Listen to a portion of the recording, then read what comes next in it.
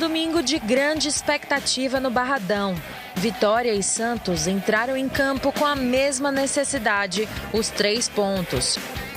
O Leão começou pressionando, mas foi o Peixe que criou a melhor oportunidade. Aos 14 minutos, Guilherme perdeu um gol inacreditável, cara a cara com o goleiro. Mas 3 minutos depois veio a redenção. Ele mesmo começou a jogada, passou para David Washington na esquerda, que trocou para Souza cruzar perfeito para Guilherme marcar de cabeça. O Vitória começou o jogo com uma aposta. Baralhas, volante de origem, foi improvisado na lateral. E foi justamente por esse lado que o Santos abriu o placar. Mesmo com a pressão inicial do Leão, foi o Peixe que levou a melhor no primeiro tempo. O rubro-negro tinha 45 minutos para virar o placar e sair do Z4. E o time paulista ainda teria um reforço de peso. Aos 15 minutos do segundo tempo, Neymar entra em campo e o Vitória sentiu a pressão. Roleiser ficou perto de fazer o gol. Ele disparou uma bomba da entrada da área e acertou a trave esquerda de Lucas Arcanjo. David Washington também tentou com um chute colocado que passou por cima do gol. Léo Pereira quase empatou com uma bomba, mas Brazão salvou o Santos. E na reta final, Neymar sofreu uma falta na entrada da área. Ele cobrou, mas Lucas Arcanjo fez uma linda defesa. No Barradão, 1-0 Santos. Depois da vitória do Vasco, da vitória do Cerro, a gente encarou como uma virada de chave e pretensões na competição, né, na temporada, de viver de novo um bom momento. E aí essas 2 derrotas, elas deram para nós ali de novo um alerta. Já vou passar para a bancada, né? Todo mundo alimentado. Fala, Emílio. Tome, você tá de regime. Eu posso falar aqui, você vê que eu não tô comendo nada, né? A boca vai falar, denuncia. Olha, minha gente, ontem a torcida do Vitória se preparou para ir ao Barradão. 27 mil pessoas. E todos convictos de que o Vitória ia ganhar. Afinal de contas, você pegou um time que não vencia há 6 partidas. O técnico assumiu lá e nunca tinha vencido uma partida. O Santos leva um mês para fazer um gol. E justamente contra o Vitória, dentro do Barradão, aliás, é uma surpresa geral. Porque como é tudo fechado, a imprensa, nós não sabemos absolutamente nada. Quando chega na hora da escalação, a surpresa é Baralhas, que é um excelente meio-campista, um dos melhores que a Vitória tem, vai jogar improvisado na lateral. E Claudinho no banco, né? Com toda a repercussão, mas o jogo era para Claudinho, mas Claudinho no banco. E por incrível que pareça, no transcorrer da partida, a Vitória vai levar um gol e esse gol vai acontecer justamente do lado de Baralhas, onde está Baralhas e, por incrível que pareça, o próprio ponteiro, que deveria ser o ponteiro, que deveria estar na frente para desafogar, ele está dentro do gol. Baralhas e Mosquito, os dois juntos, né? Na hora que o Vitória toma um gol ali. E a gente começa a pensar, mas o Santos pensou, aliás, o técnico do Santos disse, eu conheço o Vitória joga lateralmente, nós estudamos o Vitória, sabíamos que fizesse essa pressão, nós ganharíamos o jogo. E ganhou por 1-0, poderia até chegar a 2-0, assim, o Neymar fizesse o gol. Mas tudo isso deixou a torcida do Vitória muito preocupada. Gente, em 10 partidas do primeiro turno, com um técnico que já está aí, é longevo, já está um ano, basicamente, que acompanhou a trajetória do ano passado e foi bacana. O time tinha uma identidade. Esse ano, o Vitória não tem identidade. Não tem até agora. 10 partidas, falando só de brasileiro, não conseguiu alcançar, não conseguiu mostrar uma identidade. E não passa firmeza. Os jogadores, alguns jogadores, inclusive, vejo que estão jogando já desacreditados. É o caso do Mateuzinho, que ontem, inclusive, foi jogar as férias. Vitória não chega, não cria, porque o jogador do meio campo não está jogando bem, né? O Mateuzinho completamente desacreditado. Os ponteiros, que jogavam em outras equipes muito bem, no Vitória não conseguem jogar. O esquema do Vitória está um esquema muito previsível, muito fácil para os adversários. Não é o primeiro jogo que o Vitória perde assim. Vamos nos lembrar, há pouco tempo aí, tivemos o Náutico. O Náutico da Série C, Série D, sei lá o quê, veio no Barradão e ganhou no Vitória com todas as honras. Isso nos preocupa. E um pouco mais na frente, eu vou chamar a atenção que jogador do Vitória, mesmo na Série C, nunca passou fome. Podia até não ter lá o dinheiro de custo lá, e não teve mesmo, mas passar fome não. Tem muitos parceiros do Vitória que ajudam. Então, jogador dentro do Vitória passar fome, eu quero que prove isso. Além do mais, foi dito ontem, e eu fico muito revoltado, porque eu vi, gente, acompanhei a base do Vitória de lá atrás, inclusive essa de 2010, quando o Vitória foi vice-campeão brasileiro, jogando com o Santos Neymar. Aliás, tinha 15 anos que o Neymar não pisava no Barradão. E vi Matusalém, com 16 anos, entrar em campo. Então, hoje, o técnico fala que esses jogadores não estão preparados, que a base do Vitória não é mais a mesma de antigamente. Pode não ter as mesmas condições, mas está chegando, foi reformulada e tem sim jogadores. O Buiú, que foi um jogador que eu citei lá atrás, e esse jogador foi citado ontem na coletiva, que não sabe o que aconteceu com ele. Mas o que de fato aconteceu? O jogador caiu para a base, o jogador teve um problema, uma contusão, uma lesão grave. Vamos fazer o seguinte, daqui a pouco eu vou chamar essa fala do Carpini, que aí as pessoas vão entender melhor porque você está falando disso. Então, para a gente contextualizar melhor. Pronto, Zé. A preocupação na questão do Vitória, além da campanha que está sendo feita, é perder o adversário que está disputando esse momento ali, as últimas colocações. Era o tipo de jogo que não pode perder, porque aí o Santos cresce, se distancia e, às vezes, na grande maioria, uma equipe com um resultado desse muda o quadro, né? Como o treinador falou, que achou que tinha mudado o quadro do Vitória. Não foi dessa vez, por perder dentro de casa um confronto direto chave, aí, né?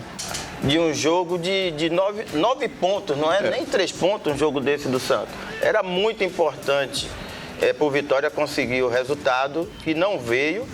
E agora é se juntar, se fortalecer, né? Às vezes o treinador também pensa, né? Essa coisa de vou botar um ali para marcar, vou mudar, porque a gente vê que o lateral do Vitória, no momento, é o melhor lateral, e eu assisti o Bavi, um lateral ofensivo, um lateral que marca. Falhou muito, né? No Bavi. Mas o Vitória todo falhou no jogo, onde não aproveitou, né? O Bahia com menos jogador, porque é o que o Vitória vinha fazendo. Botava força, ganhava as divididas, corria todo mundo junto, e às vezes tem a dificuldade e as falhas, porque um acha que não deve correr mais porque tem jogador a mais. Sempre quando você está na vantagem, a tendência do time não levar a vantagem é porque o jogador descansa, é muito descansado. Ele fala, não, tá com menos um, eu já não vou correr mais, eu já não vou cumprir. E aí paga um preço caro. Verdade. Ju, mandar só um abraço aqui pro seu Miguel, Ricorde e toda a família dele palmeirense, da cabeça inchada. Lá do pessoal da igreja, Nossa Senhora de Loreto, em Abrantes. Um abração, seu Miguel. Valeu. Rapaz, é bom estar do lado de duas pessoas que conhecem futebol e uma que jogou muita bola. Você vê a fala agora do Zé Carlos em relação ao Vitória, o pessoal deixa de correr. Então, assim, o que a gente está percebendo, quem está do lado de fora, é de que, infelizmente, parece que o Carpini já perdeu o grupo. É isso que eu vejo. Eu vejo que, não que os jogadores não estejam se esforçando, mas parece que algumas atitudes dele têm tirado essa sinergia que ele tinha com o grupo e com a torcida, né? Ontem eu já vi muita gente pedindo a cabeça dele, né, nas arquibancadas. Não é nenhuma orquestração política, não tem nada disso. É o pessoal insatisfeito mesmo com o futebol pobre que o Vitória está produzindo. Aí a gente vai culpar só o Carpini. É isso que eu acho que é ser muito cruel com o profissional. Não. O erro do Vitória vem da diretoria, onde não tem um diretor de futebol, só tem um diretor lá de nome, de fachada, mas não tem um cara para dizer pro Carpini, dizer assim, Carpini, você vai improvisar o nosso melhor volante na lateral direita, um jogador de marcação que vem produzindo, que faz gol, inclusive de chute de fora da área. Você vai tirar esse jogador praticamente de suas características para poder improvisar na lateral direita, tendo um cara de ofício no banco de reservas. Então é um absurdo o que o Carpini fez ontem, né? O Vitória, como bem disse Zé Carlos, como disse o Emílio, tomou o gol por ali, Ju. Então, realmente, essa decisão de Carpini foi como se fosse assim, ó, já foi. Vamos para a entrevista dele, então. Carpini falando sobre o que você acabou de comentar, de Baralhas na lateral direita. Recuperar um atleta como esse, o Claudinho, não vou compartilhar com vocês nada de coisas particulares que nós conversamos, mas o Claudinho é um jovem, é a primeira vez que ele sai do interior do Santa Catarina, de Criciúma, ele teve uma saída rápida para o Atlético Mineiro, é um jogador de muito potencial, foi decisivo contra o Cerro, aí postaram ele a semana inteira, depois errou, aí postaram também a semana. É esse excesso que eu acho que faz mal pro ser humano, e eu, enquanto esse gestor de pessoas, que eu tento olhar também para o ser humano, não só pro atleta, eu acho que era o momento do Claudinho sair um pouquinho de cena, e ele também se sentiu mais aliviado com essa situação, porque a gente entende que ele ainda é um atleta em final de formação. Por mais que ele já jogou uma Série A ano passado, ele ainda tem coisas a melhorar, a evoluir, a corrigir, a ajustar. E tem momentos como esse que vem de algumas coisas recorrentes, que você jogar de novo o cara na arena ali para os Leões é complicado. Então eu preciso dele durante toda a temporada, ele ainda vai nos ajudar. Eu prefiro assumir a responsabilidade, fazer um improviso, ser chamado de burro, ao invés de falar tudo o que acontece no nosso dia a dia e continuar protegendo o Claudinho. Vou fazer o que for preciso para recuperá-lo e, se necessário for em outro jogo, ainda poupá-lo um pouco mais para que ele se sinta ainda melhor e confiante para retomar toda a sua capacidade e voltar a nos ajudar. Assim farei, e se der certo, talvez você o dedo do Carpini, e se der errado, o burro. Ele deixa tudo meio subentendido, né? Não sei, parece que o jogador não estava pronto, não queria estar em campo. Estranho, né? Muito estranho. Infelizmente, são as coisas, os bastidores do futebol, onde a transparência não existe. Eu vou chamar agora aquela fala, Emílio, que você estava aqui comentando de base. Sobre esse assunto aí, Zé Carlos está aqui, grande jogador. Queria que ele jogasse no Vitória, foi uma pena. Mas ele foi vendido com 23 anos, a mesma idade de Claudinho, e foi pro Internacional. Quando chegou lá, ficou jogado também, não tem condição, precisa amadurecer, tá em fase final. Teve isso. Campeão brasileiro. Para com isso, rapaz. Para com isso. Tá ficando feio. É estranho. Solta aí, por favor. Carpini. Em relação aos gritos da torcida, isso não me incomoda, cara. Então, a gente tem que... Eu tô há um tempo já nisso aqui, né? Como técnico, ainda é recente, apesar da minha carreira ter grandes conquistas já, né? Grandes conquistas assim, né? Grandes momentos, né? Mas muitos erros, acertos, aprendizado, muita coisa ainda para viver. Mas vivo o futebol desde os meus 14 anos, quando eu saí de casa, então as vaias, os elogios, críticas, isso faz parte. O torcedor tem todo o direito de cobrar, de se incomodar, e quando o resultado não acontece, não vem acontecendo, é natural que o treinador, como vidraça e líder desse processo, como eu sou e assumo a responsabilidade, ele seja cobrado e questionado, né? Todos os torcedores, se você perguntar, cada um tem uma escalação diferente, aqui cada um colocaria um time diferente, mas quem está no dia a dia sou eu. O mesmo burro aqui trouxe o Vitória para a Sul-Americana, num campeonato ano passado que parecia perdido. Nós fizemos uma campanha de recuperação, hoje nós poderíamos estar jogando uma Série B. Sei que isso não funciona para esse momento, mas vale o alento só para te mostrar como as coisas mudam muito rápido. Agora essa semana vão dizer que eu perdi o comando, que eu não extraio mais nada, que eu não respeito os caras, que o ambiente é ruim, que eu sou arrogante. Aí a semana que vem a gente vence e volta tudo ao normal, aí você me faz uma outra pergunta. Tem algumas questões que ele disse ali que vão dizer, né, e que são reais, de fato, né, que ao longo dessa passagem dele pelo Vitória a gente percebe. O fato dele ser arrogante não tira os méritos que ele tem, que já teve, inclusive, né, mas que não teve sozinho. Vitória conseguiu a classificação na Sul-Americana porque tinha um bom elenco, tinha jogadores de qualidade. Esse ano o elenco do Vitória é mais limitado. Eu sempre divido o peso das responsabilidades, né, eu não acho que Carpini seja o único culpado pela fase ruim do Vitória. Começa no presidente, na diretoria, comissão técnica e o próprio grupo. Tem que balancear, mas ele também não vive o seu melhor momento. E o futebol, meu amigo, o torcedor quer resultado.